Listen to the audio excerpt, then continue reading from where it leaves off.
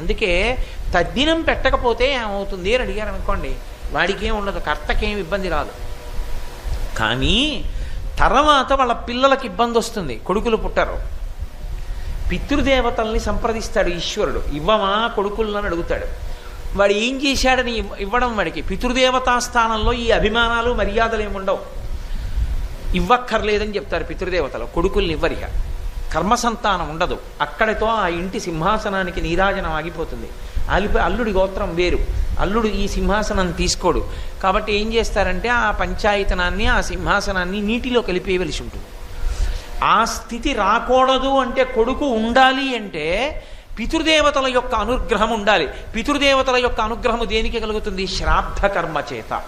శ్రాద్ధ కర్మ అన్న మాటకు అర్థం ఏంటంటే శ్రద్ధతో చేయున్నది. శ్రద్ధతో చేయున్నది అన్న మాటకు అర్థం ఏమిటి? శ్రద్ధ అంటే ఏమిటి అంటే శంకర భగవత్పాదులు వ్యాఖ్యానం